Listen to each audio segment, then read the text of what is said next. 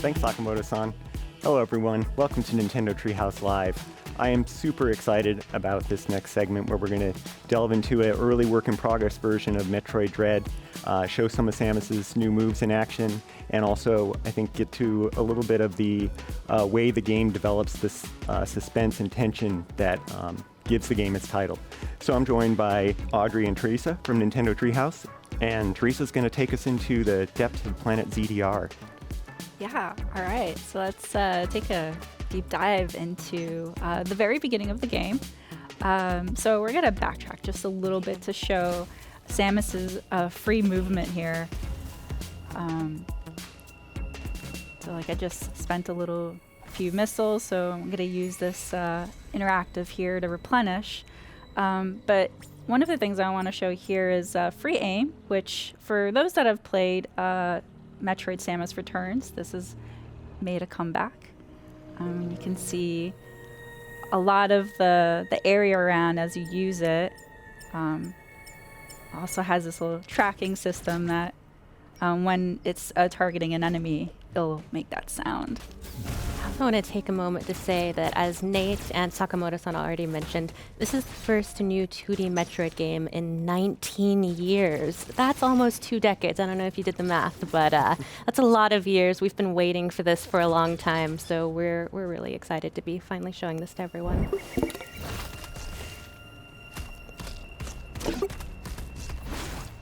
Here's another returning move from Metroid Samus Returns, which is the melee counter. One of my favorite features. And then a new one is, or the development of the melee counter. Whoop. Yeah, let that guy move a little bit back. Come back. The melee dash. I really love that because it doesn't break momentum. I can immediately do a counter and immediate damage to an enemy. Yeah, something this game does really well is improve upon the improvements from Metroid Samus Returns. So like you mentioned, we had free aim and the melee counter in that game. And here we have the running free aim, which gives you even more freedom, and the dash melee. So instead of having to stand still and wait for enemies to attack you, you can just go get them, which really has great movement to this game. Yeah, I love that. Like, Samus moves so well, and it's just all that freedom. It's just, this is probably the smoothest I've been able to control Samus in a really long time. Absolutely, and you've opened up the map screen here, something that Metroid fans know to love and adore. Yeah. The map system is just as important in this game as ever, and it really shows you the classic Metroid gameplay progression, which is back in full force in this game, where you look at your map, you identify areas that you haven't been to yet or aren't able to access yet. You try and find another way through, find a new ability, push your way forward, fill in the map, lather, rinse, repeat. So that's back and better than ever, in my opinion. Yeah, and this area here is blinking white because there's something here that I haven't discovered yet. So I could use markers to kind of pinpoint it just in case I don't have an ability. And I have to backtrack here once I'm able to explore it. Yeah, don't sleep on those markers. Those can be really important in this labyrinthine world. For sure. Right. But this looks curious. It is really a part of the charm of Metroid, though, having this renewed sense of purpose in your backtracking paired with pushing forward.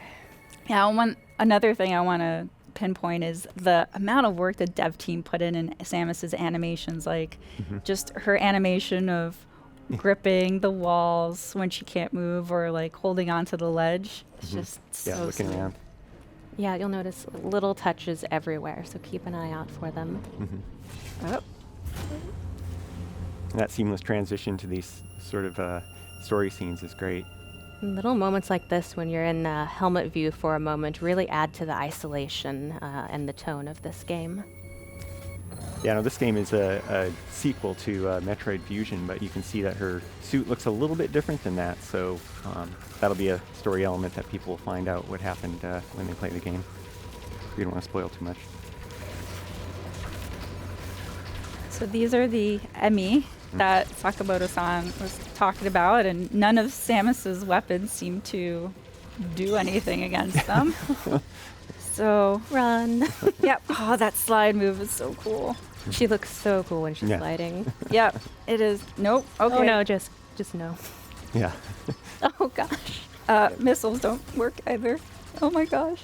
So, So scary. about this being called Dread, that would be why. They're very relentless. Oh my. Okay. Oh wow. Okay. Did a little reach for me there. Yeah. That was new. Oh, Yeah. that one's clearly not well, but it's still quite frightening. Yeah. I'm glad that it's a bit damaged and can't completely reach to me, but we're gonna have to find a different way to tackle that enemy. You know, this thing is a central unit which controls various areas of the planet. It's sort of a biomechanical computer, kind of a homage to maybe similar units in previous Metroid games. And from this unit, Samus can power up, get a temporary power up for her arm cannon and turn it into the Omega cannon. Yeah, so in typical 2D Metroid fashion, we've always seen the camera like panned around here, and now with the Omega cannon ability, there's this dynamic camera that you get to see over Samus's shoulder, which is so cool. Yeah, little additions like that really flesh out the classic 2D gameplay without it feeling like it strays too far from what we loved about it. Just makes it seem really powerful. Right. Let's see if Special. this works against our E.M.M.I friend here. Takes a little while to charge up, so It does. don't wait too long. Okay. Okay. You did it. Oh, I wanted to make sure I had it line Yep. of sight. I hope you enjoyed that. That's your one shot at it. Yeah, so it's so powerful that in order to take that E.M.M.I down, we lose the ability of the Omega cannon, and it goes back to a regular arm cannon. It was worth it, though. We can breathe easy now It was. for a moment.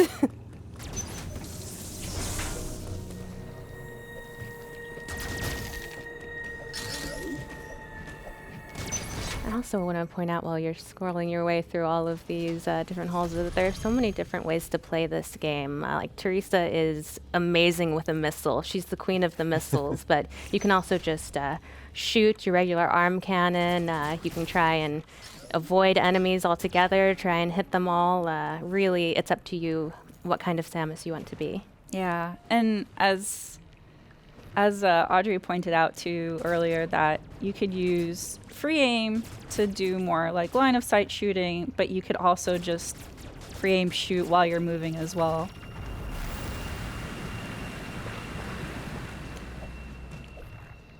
It's good because you need to shoot a lot of different things in this game. So many different Yeah. things. I want to see a pixelated door, and now I'm filled with dread. Yeah, this is a new entryway. Yep, these are the entries to the various zones that the E.M.M.I are patrolling. And once you're in there, you need to be on the lookout for those. Yeah, you can hear in the background, the music is so atmospheric. It really puts you on pins and needles just It is. listening to it. Very, I am completely on edge because Yeah. it's like really eerie. Can't seem to climb these yet. Not yet. Yeah, just the detail in the backgrounds of things is great. Oh, and there he is. There it is. Now, especially during moments like this, you can really appreciate how cool it is to have an HD 2D Metroid game. We tried that already, Sam. Oh. It's not gonna work. Hey, it was worth a shot. And this Just try one- again. Maybe it'll work on this one. Now run. So luckily, this E.M.M.I can't go through typed spaces. So I have an advantage here. Somehow Emily doesn't seem Oh, worried. oh, okay. Oh, it's fast. Oh, you're following me. Mhm. I see.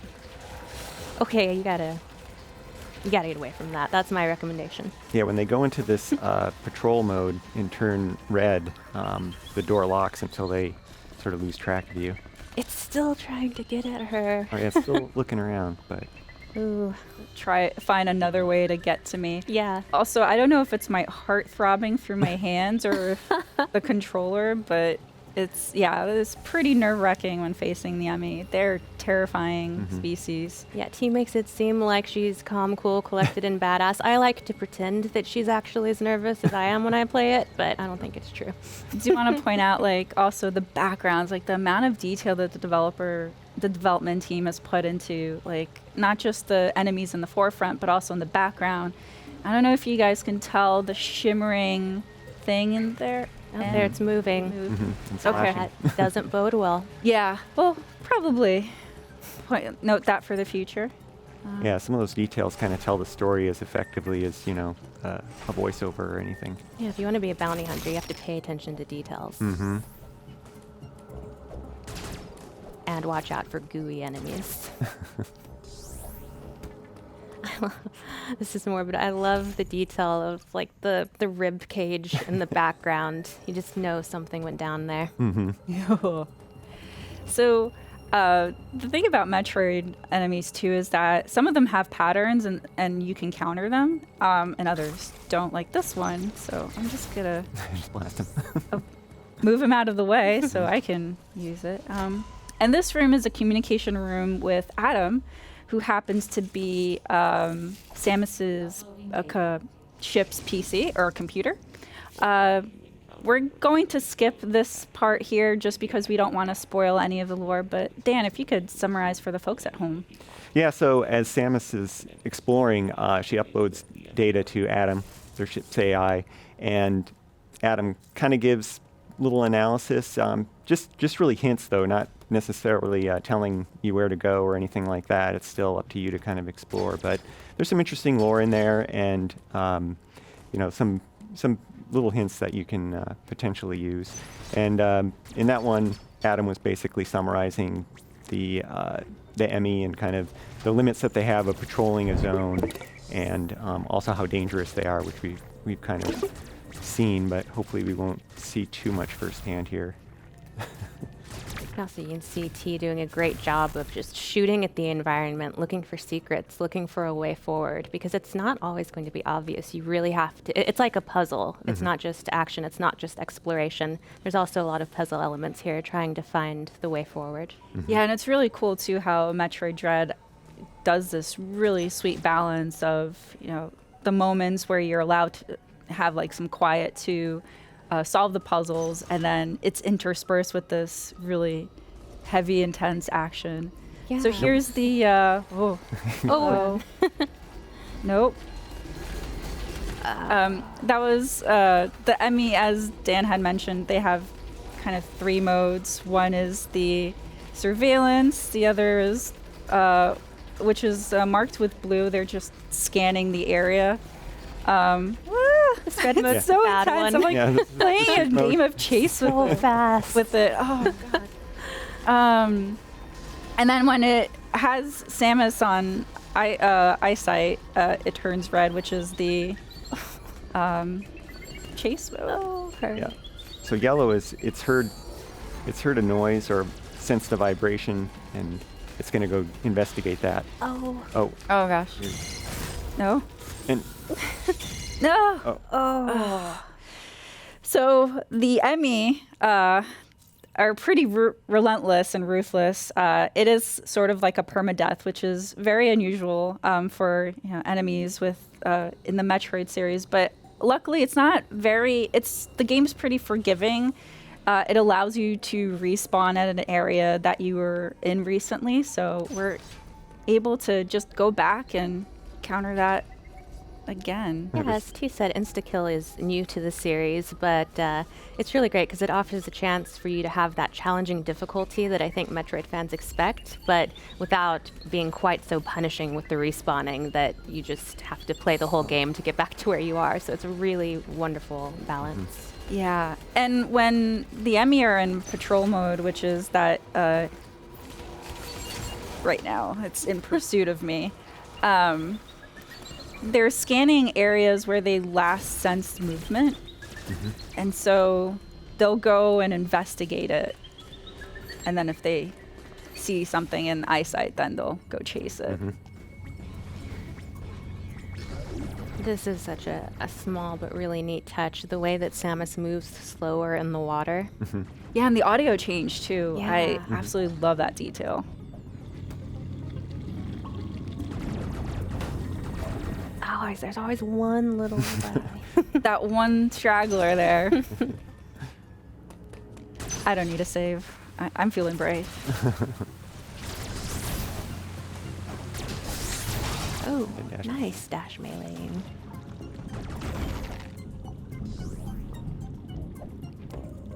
See, that really shows how you don't have to stop to fight these enemies. If you really master that dash melee, you can just kind of run and gun.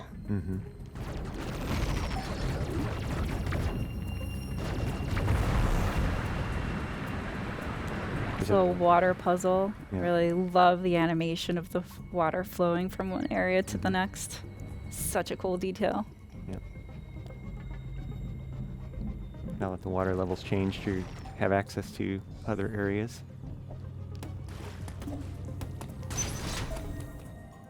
And here is a map room. So interacting with these room will grant me more visibility to the area that I'm currently in. So we sort of lightly touched on the narrative of this game, which occurs in the events post Metroid Fusion. And so that's why Samus's look looks different. But also to point out, back to Audrey's point about, the game is about exploration and action. And so this area map upgrade allowed me to see more about the map, but you can see that there's still a lot of obscurity here.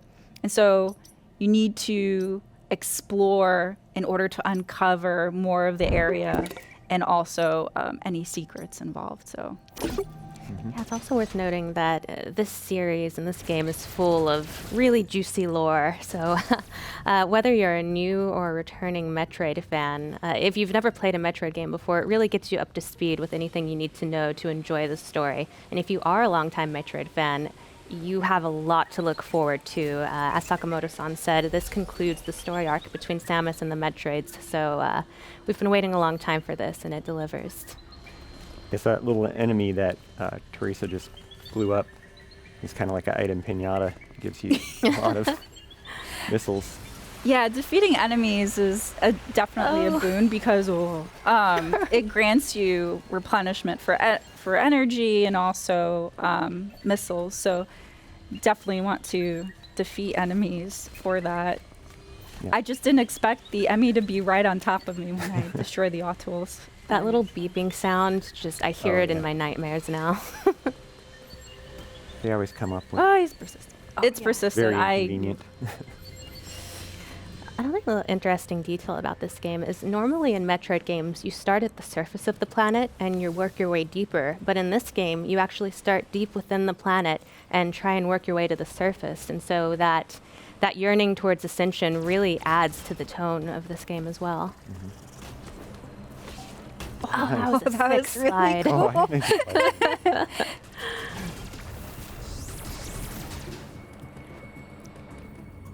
I also love that you don't have to necessarily wait for an enemy to attack in order to counter in this game. If you keep an eye out, you can actually sometimes counter before they start their attack. Here's a throwback. So I have to use a missile in order to destroy that cover, and then I'm able to access that door. Just one missile, though. That's good. Oh, of course. There you go. Yeah. I got it. Yeah. That's the other thing about the dash melee is that if you use that on an enemy, you will get, I think, a few more extra items. Here's our first upgrade, the charge beam. So very iconic to the Metroid series.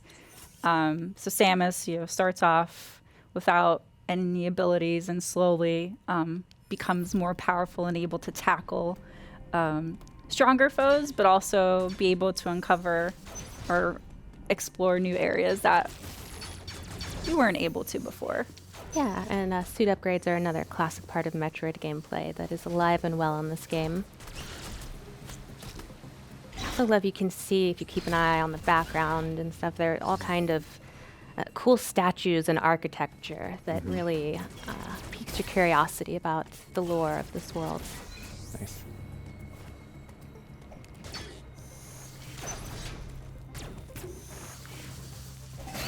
I love that too. Using the charge beam to make a charge beam spin attack and defeat some of those enemies is really handy. Oh, that feels good. Got some more life, which is always a plus for me. Need that.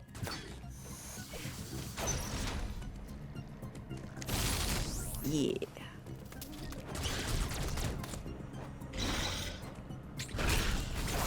Nice. Yeah, look at all those items. Yeah, T's doing a great job of showing that once you really get to know these abilities and become adept at them, you start to feel like Samus. At first you're like, maybe not quite there, but once you get the hang of it, you really start to feel like a badass bounty hunter. Yeah, it's just so smooth. It's like she's parkouring through this.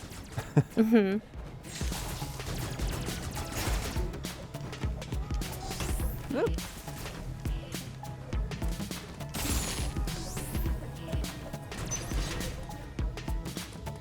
There's more great architecture. But we're not here to look at architecture. We're here to shoot things. And explore. Yes. Doors. So now we can't go through this area because of the water, so we're not able to slide. But we are able to access this door that we weren't to before.